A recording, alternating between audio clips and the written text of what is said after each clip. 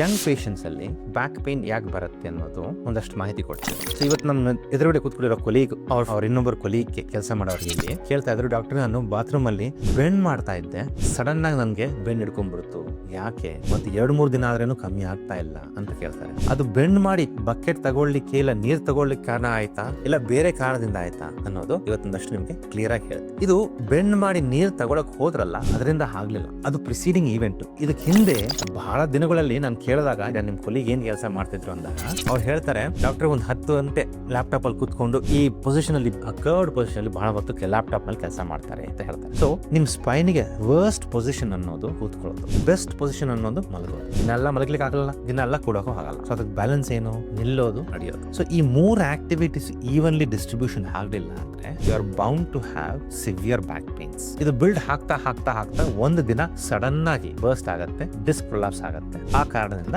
ನಿಮ್ back pain start ಆಗುತ್ತೆ. So ಆ ಈವೆಂಟ್ ಬರಕೂಡದು ಯಾವ ರೀತಿ ತಡಿಬಹುದು ಅನ್ನೋದು ನಾನು ನಿಮ್ಗೆ ಮುಂದಿನ ವಿಡಿಯೋಲಿ ಹೇಳ್ತೀನಿ.